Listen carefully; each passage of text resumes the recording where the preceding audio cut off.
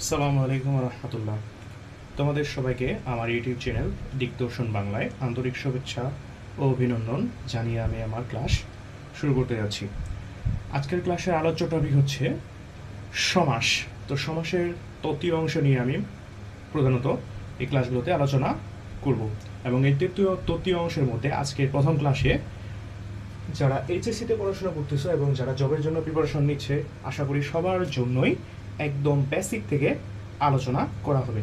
তো আমি আমার ক্লাসগুলোকে খুব শর্ট টাইমে 10 থেকে 15 মিনিটের মধ্যেই শেষ করে দেওয়ার চেষ্টা করব এবং প্রতিদিন ছোট ছোট অংশ নিয়ে টপিক ভিত্তিক আমি আলোচনা করার চেষ্টা করব। তো তোমাদের যাদের যে টপিকের সমস্যা হবে তোমরা শুধুমাত্র সেই টপিকটুকুতে ক্লাসটুকু দেখে নিতে পারো, যা তোমাদের পরবর্তীতে অনেক উপকার বয়ে আনবে আশা করি ইনশাল্লাহ। তো যেহেতু আমি আমার ক্লাস খুব স্বল্প সময়ের মধ্যে শেষ করব, তাই আমি ক্লাসের মধ্যে চলে যাই। আচ্ছা, সমাজ শুরুর পূর্বেই আমি একটা উদাহরণ নিয়ে নেব। তো উদাহরণটা আমি যতগুলো উদাহরণ নেব আশা করবো আমি সবগুলো উদাহরণ তোমাদের পরিচিত, তোমাদের জানা উদাহরণগুলাই নেওয়ার চেষ্টা করবো যেন তোমাদের বুঝে উঠতে সুবিধা হয়। তো প্রথম উদাহরণটা আমি নিচ্ছি সিংহ চিহ্নিত আসন। আমরা জানি সিংহ চিহ্নিত আসন সমান কি?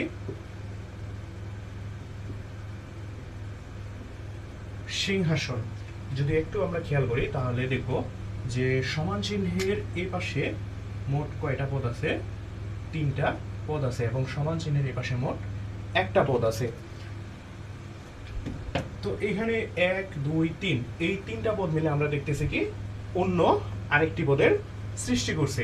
সুতরাং বলা যায় 1 2 3 অর্থাৎ একের অধিক পদ মিলিত হয়ে কি করছে? একটা পদের সৃষ্টি করছে।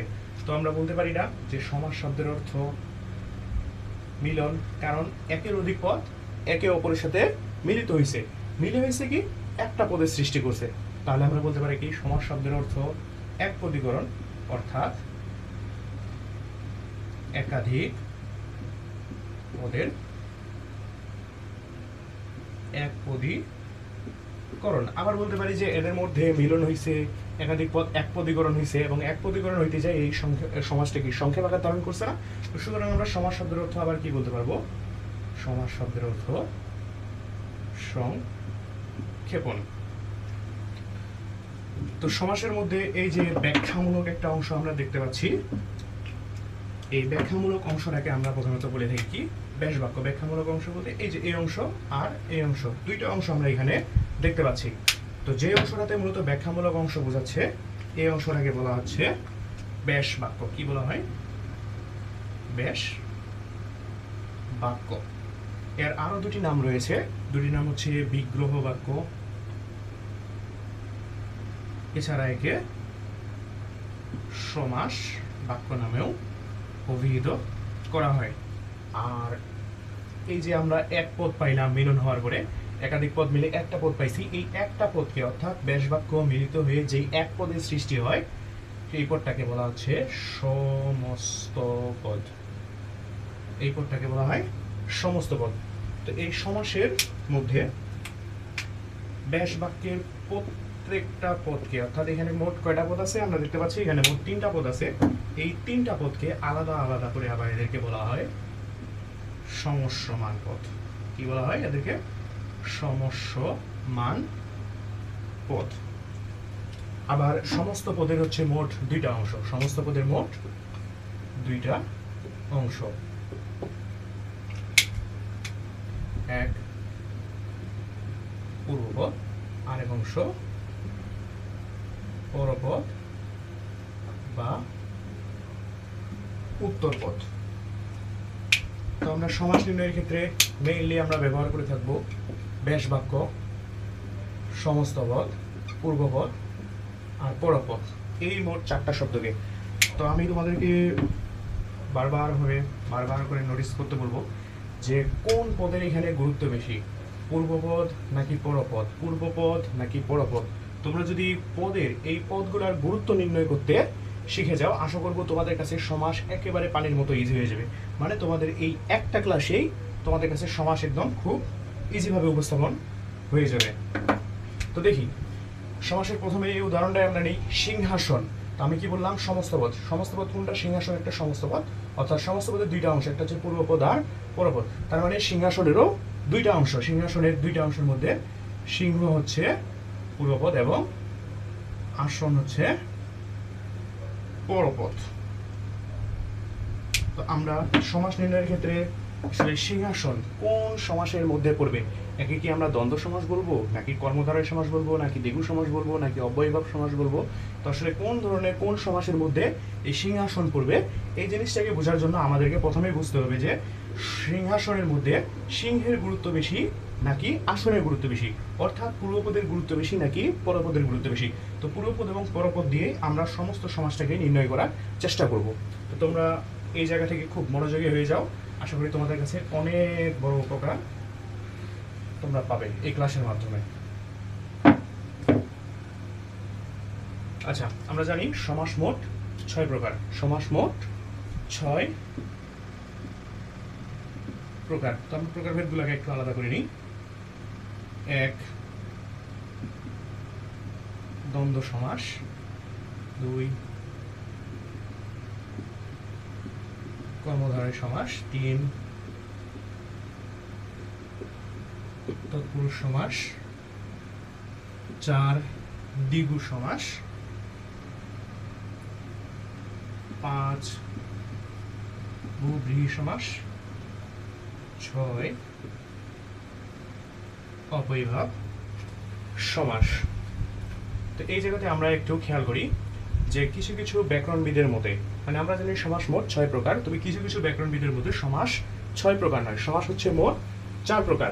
তো তাদের কথা মতো দ্বিগু, এই দ্বিগু আসলে আলাদা কোনো সমাস নয়, যা কর্মধারয় সমাস তাই দ্বিগু সমাস। এটা কাদের মতে? কিছু কিছু ব্যাকরণবিদের মতে। তার মানে আমরা কি বলতে পারি না এই দ্বিগু সমাস কার অন্তর্ভুক্ত? কর্মধারয়ের অন্তর্ভুক্ত। তাহলে দ্বিগু সমাস যদি চলে যায়, দ্বিগু সমাস যদি চলে যায়, এখন আমরা দেখতেছি কয়টা সমাস আছে? 5টা সমাস আছে।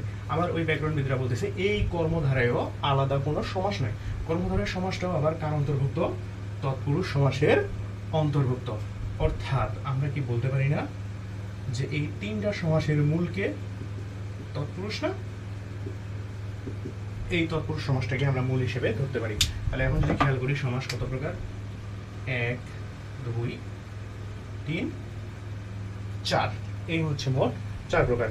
তো একটু আগে আমরা কি নোটিস করছিলাম যে সমাসের সমস্ত পদের মোট 2টা অংশ, এটা হচ্ছে পূর্বপদ আর একটা পরপদ। তো আমি তোমাদেরকে কি বলছিলাম যে কোন পদের গুরুত্ব বেশি, যদি আমরা এটা একটু নির্ণয় করতে পারি তাহলে সমাস নির্ণয় আমাদের জন্য অনেক সহজ হয়ে যাবে।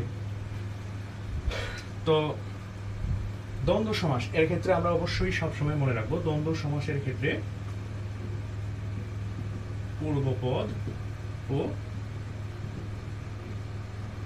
পরপদের গুরুত্ব কি হবে? সমান হবে। যেমন দ্বন্দ্ব সমাসের যদি আমরা উদাহরণ নিই তাহলে বলতে পারি বাবা মা। খেয়াল করো দেখি এখানে তোমরা যে বাবা, এটাকে কি আমরা পূর্বপদ বলতে পারি না? বাবা হচ্ছে পূর্বপদ আর মা, মা কি পরপদ না? পরপদ। তো এই জায়গায় খেয়াল করে দেখি বাবা পূর্বপদ, মা পরপদ। তো বাবার গুরুত্ব ঠিক যতটুকু, মায়ের গুরুত্ব ঠিক ততটুকুই। তার মানে পূর্বপদ ও পরপদের দুই পদেরই গুরুত্ব কি হবে? দুই পদেরই গুরুত্ব সমান হবে। আবার যদি আমরা বলি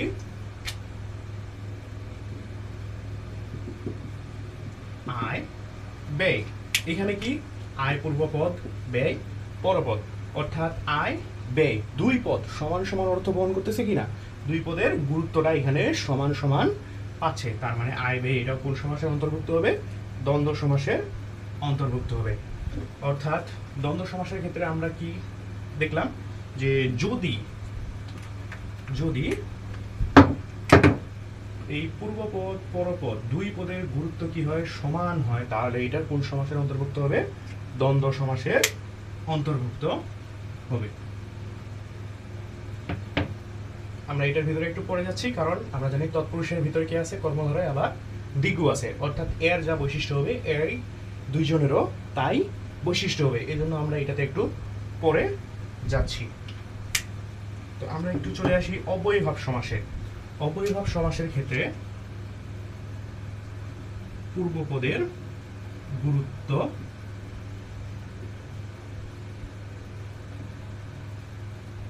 বেশি হবে। অব্যয়ভাব সমাসের ক্ষেত্রে কি বললাম? পূর্বপদের গুরুত্ব বেশি হবে। অর্থাৎ অব্যয়ভাব সমাসের ক্ষেত্রে পূর্বপদ পরপদ দুইটা পদেই থাকবে, কিন্তু পরপদের থেকে পূর্বপদের গুরুত্ব বেশি হবে। যদি পূর্বপদের গুরুত্ব বেশি হয় তাহলে সেই সমাসটা কি হবে? অব্যয়ভাব সমাসের অন্তর্ভুক্ত হয়ে যাবে। তো আমরা একটু উদাহরণের সাহায্যে বোঝার চেষ্টা করি এই বিষয়টাকে। খেয়াল করো, অব্যয়ভাব সমাসের একটা উদাহরণ আমরা প্রথমে নিয়ে নিই। উপনদী। তো এই উপনদীর উপটা কি? পূর্বপদ, এটা পূর্বপদ, এবং নদী, এই নদী হচ্ছে পরপদ। তো আমরা পড়লাম কি অব্যয়ভাব সমাসের ক্ষেত্রে পূর্বপদের গুরুত্ব বেশি হবে। অর্থাৎ কোন পদের গুরুত্ব বেশি হবে?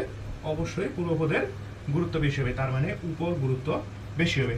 তো আমরা যদি স্বাভাবিকভাবে চিন্তা করি যে উপনদী, অর্থাৎ উপ এবং নদী, স্বাভাবিকভাবে আমরা যদি চিন্তা করি যে উপনদী, ও এর মানে তো নদীর গুরুত্ব বেশি, মানে নদীটা আমাদের কাছে পরিচিত, কারণ উপর অর্থ এখানে সেভাবে বহন করে না। আমরা চিন্তা করি কি স্বাভাবিকভাবে যে উপনদী, উপনদী, ও নদীর গুরুত্ব বেশি। আসলে এমনটা না। আমি তোমাদেরকে একটা উদাহরণের সাহায্যে বোঝাই, তাহলে তোমাদের কাছে বিষয়টা আশা করি যে ফুললি ক্লিয়ার হয়ে যাবে। সেটা হচ্ছে, ধরো এটা একটা নদী। তো এই নদী থেকে ছোট্ট একটা নদী যদি উৎপন্ন হয়, তো আমাদের পরিচিত একটা নদী, সেখানে আমরা নাম দিই, যদি এটার নাম দিই আমি পদ্মা নদী। তো পদ্মা নদী তো আমাদের সবার কাছে পরিচিত। তো এই পদ্মা নদী থেকে মোট ধরো যে 10 কিলোমিটার দূরত্বে, ঠিক এই জায়গাতে তোমরা 5 জন বন্ধু আছো। তো 5 জন বন্ধু কোথায় আছো?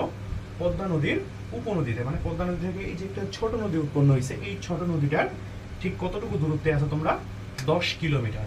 10 কিলোমিটার দূরত্বে তোমরা অবস্থান করছো।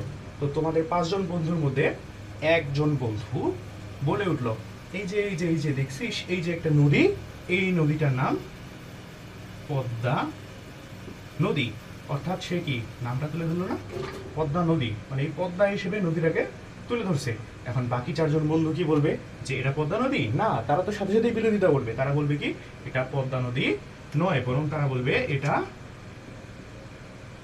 পদ্মার উপনদী। এবার আমাকে বলো যে পদ্মা নদী আর পদ্মার উপনদী, তাহলে এই যে একটা ছোট নদী, অর্থাৎ পদ্মার থেকে একটা ছোট নদী যেটা উৎপন্ন হয়েছে, এটাকে আমরা উপ লাগানোর ফলে কি প্রথম পদের এই পদটার গুরুত্ব বেশি হচ্ছে কিনা?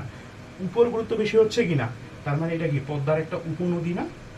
এটা পদ্মার একটা উপনদী। এটা কখনো পদ্মা নদী না, স্বয়ংসম্পূর্ণ এটা নদীটা, এটা পদ্মা নদী থেকে উৎপন্ন হওয়া বা পদ্মা নদী থেকে ছোট একটা নদী। তাহলে এখন তোমরা আমাকে বলো যে যখন উপনদী বলা হয় তখন কিন্তু এই রকম একটা নদীকে কখনোই নির্দেশ করা হয় না। নির্দেশ করা হয় কাকে? এই রকম একটা নদী থেকে ছোট, অর্থাৎ নদী থেকে উৎপন্ন হওয়া বা নদী থেকে ছোট্ট একটা নদীকে ইন্ডিকেট করা হয়। তার মানে কোন পদের এখানে গুরুত্ব বেশি হচ্ছে? এখন উপর বা পূর্বপদের গুরুত্ব বেশি হচ্ছে না, কারণ যদি পরপদের এই নদীর গুরুত্ব বেশি হইতো তাহলে তো এই নদীটাকে আমরা সরাসরি পদ্মা নদী নামেই বলতাম। তার মানে কি ওই যে 5 জন বন্ধুর মধ্যে একজন বন্ধুই ঠিক হইতো, কিন্তু সেটা কি ঠিক না? কেন ঠিক না?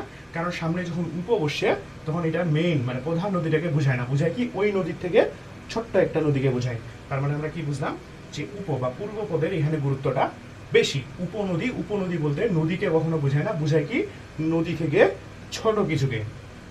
আবার যদি আমরা আরেকটা উদাহরণের দিকে লক্ষ্য করি, যে উপগ্রহ, কি বললাম আমি? উপগ্রহ।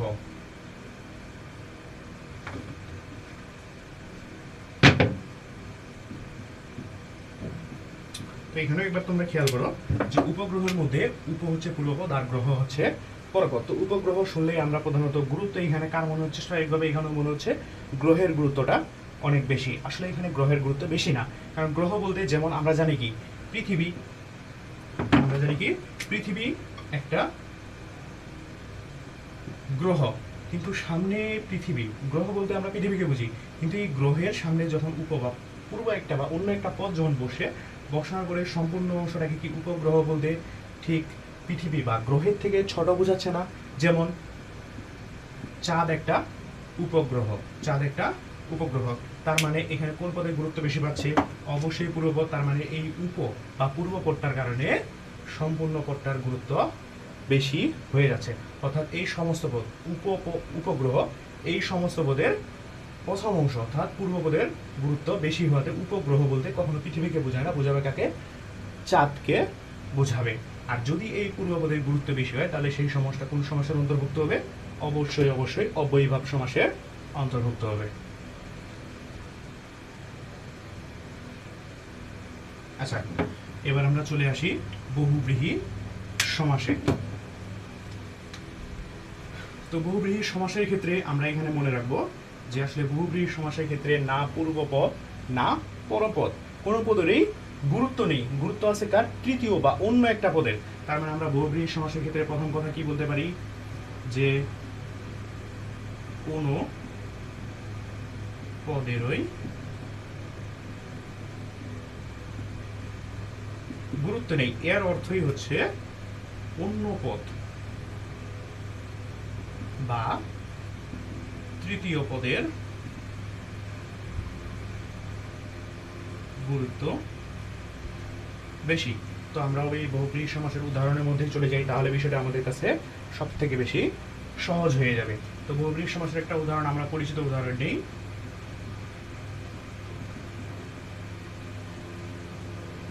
গায়ে হলুদ।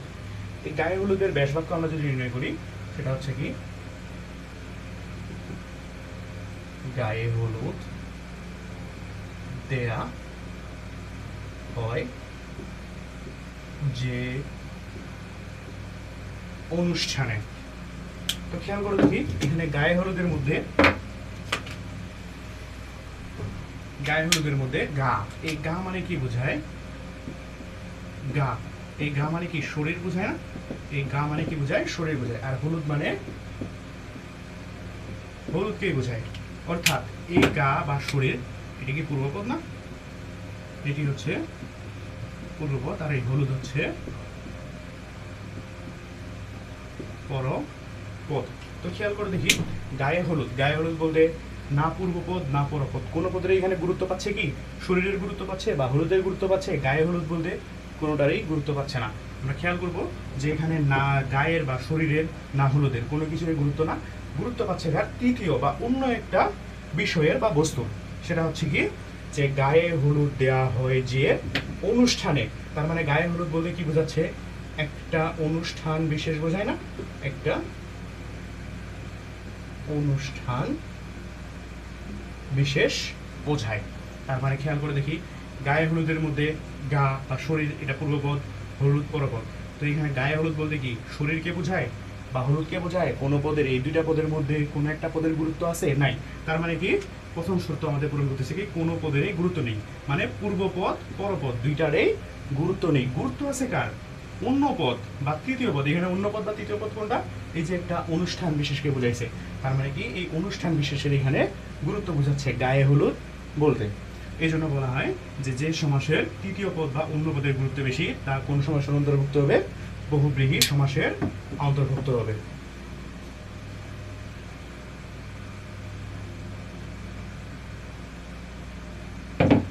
আচ্ছা, এখন আমরা চলে আসি তৎপুরুষ সমাসে। তো এই তৎপুরুষ সমাসের ক্ষেত্রে মনে রাখবা যে পরপদের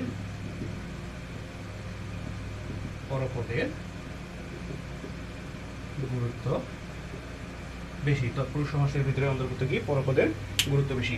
তো এটা মনে রাখার জন্য আমি তোমাদের একটু মজার জিনিস দেখাই। সেটা হচ্ছে এই দ্বিগু, যদি আমরা চিন্তা করি দ্বিগু সমাস উৎপন্ন হয়েছে, মানে দ্বিগু সমাস আসছে কার থেকে? কর্মধারয় থেকে। আবার কর্মধারয় কার থেকে আসছে? তৎপুরুষ সমাস থেকে। মানে মেইন বা প্রধানকে এখানে তৎপুরুষ সমাস না? তো আমরা যদি একটু চিন্তা করি যে দ্বিগু সমাসকে যদি আমরা একটু চিন্তা করি যে এটা বাচ্চা, তাহলে বাচ্চা আসছে কোথায় থেকে? বাবা থেকে। তার মানে কর্মধারয় কি হবে?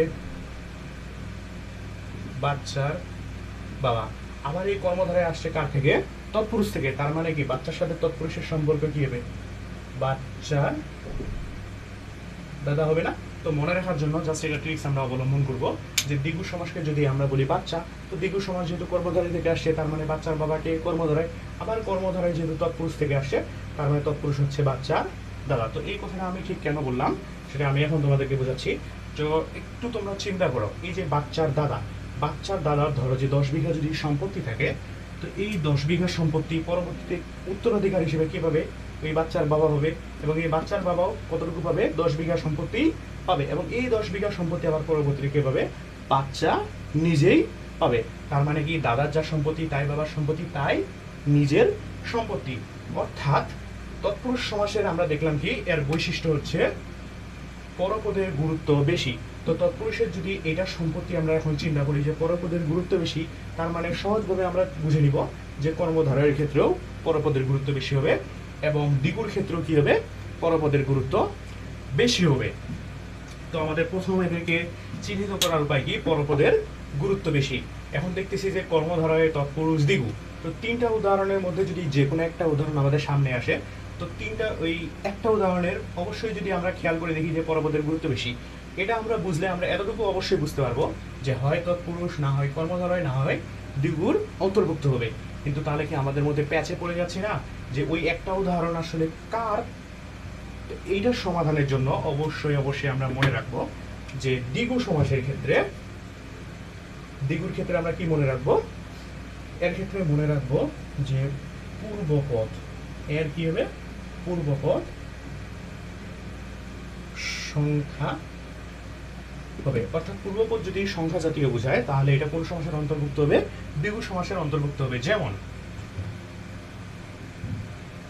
আমি যদি এখন বলি সাত সাগর, একটু খেয়াল করে দেখি সাত কি? এটা পূর্বপদ না? সাগর পরপদ কি না?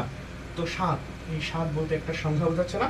তার মানে পূর্বপদ যদি কি হয়? সংখ্যা বোঝায়, তাহলে এটা কোন কার অন্তর্ভুক্ত হয়ে যাবে? দ্বিগু সমাসের অন্তর্ভুক্ত হয়ে যাবে।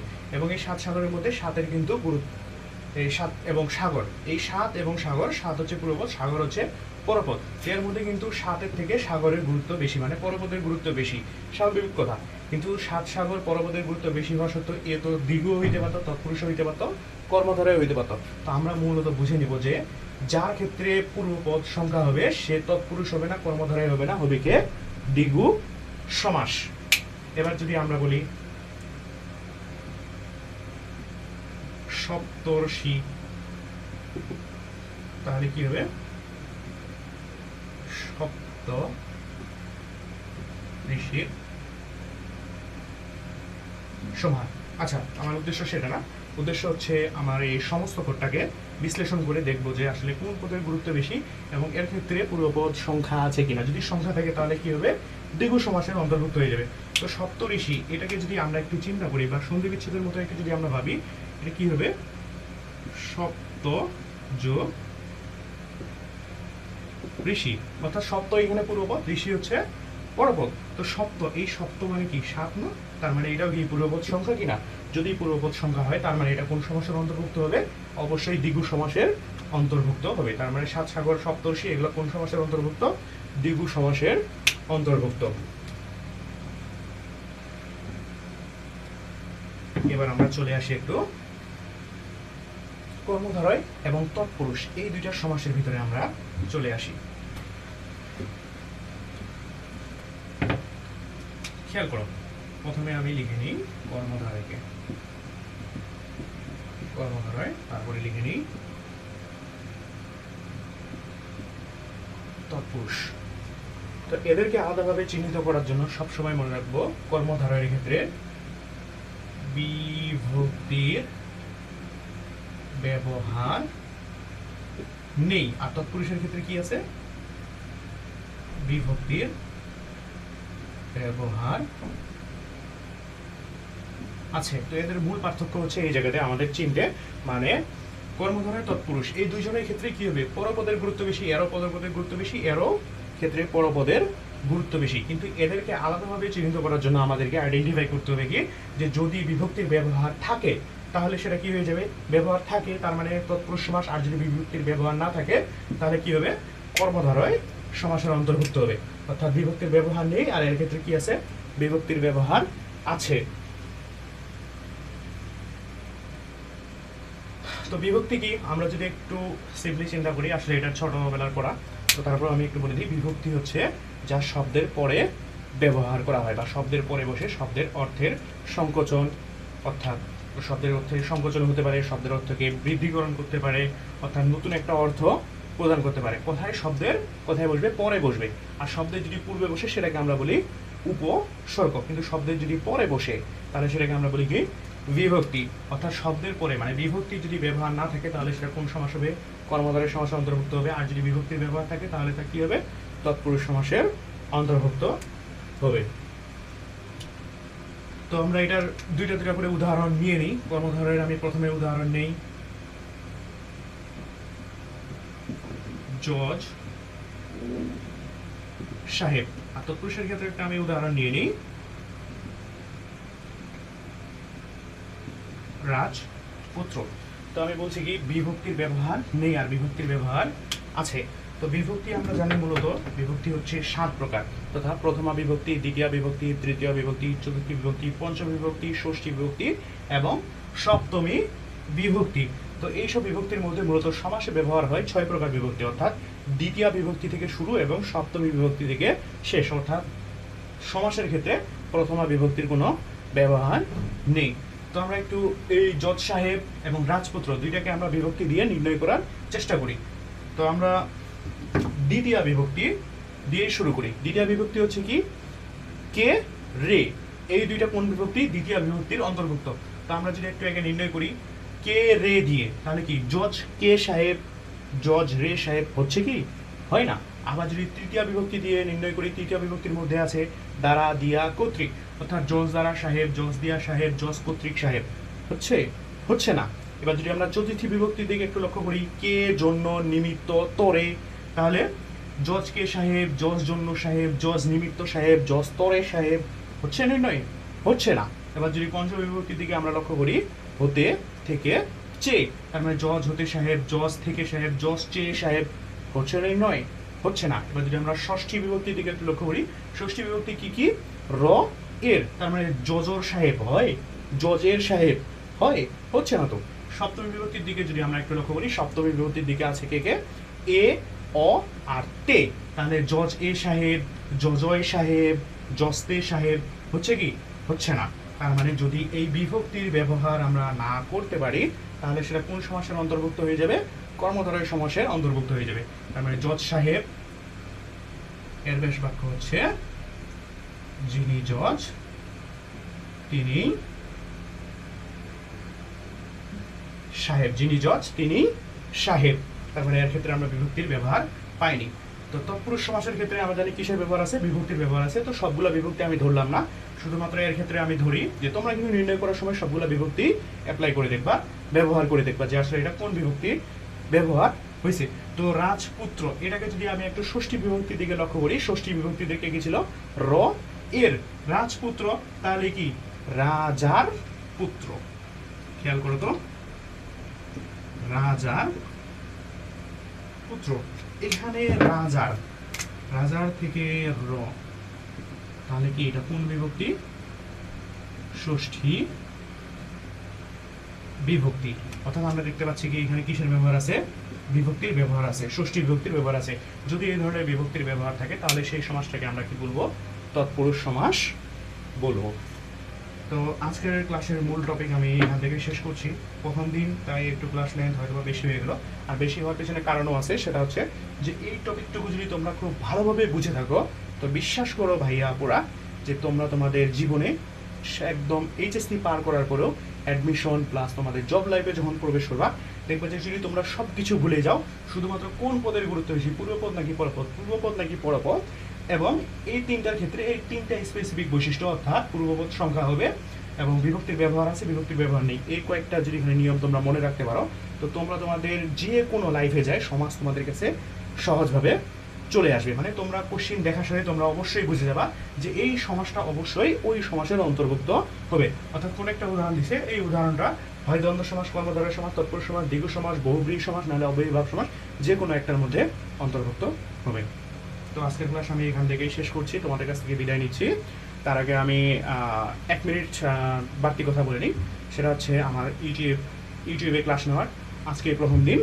আর এমনিতে আমি সরাসরি দিনাজপুর বালুবাড়িতে সরাসরি আমার প্রাইভেট রুম আছে এবং সেখানে আমি এইচএসসির ক্লাস নেই। আর যেহেতু আমি উদ্যোগ নিয়েছি যে আমি এইচএসসির ক্লাস নেওয়ার পাশাপাশি ইউটিউবেও কিছুটা হলেও সক্রিয় হবো, অর্থাৎ তোমাদের কাছে এই ছোট ছোট বিষয়, তোমাদের কাছে এই টপিকগুলো যেমন সমাজ, এই ধরনের বিভিন্ন টপিক নিয়ে ছোট্ট ছোট্ট টপিকগুলো আমি তোমাদের সামনে তুলে ধরার চেষ্টা করবো, যেন তোমরা খুব ভালোভাবে উপকৃত হতে পারো। এবং ক্লাসের মধ্যে কিছুটা হয়তো বা জড়তা কাজ করছে, অথবা ক্লাসের মধ্যে কোনো ধরনের বোঝাতে বা যে কোনোভাবেই যদি কোনো ঘাটতি তোমরা অনুভব করে থাকো, তাহলে অবশ্যই সেটা ক্ষমাসুলভ দৃষ্টিতে দেখবা এবং আমার জন্য অবশ্যই তোমরা দোয়া রাখবা যেন আমি আমার জার্নিটা আগামীতে আরও ভালো করতে পারি। আসসালামু আলাইকুম ওয়া রাহমাতুল্লাহ।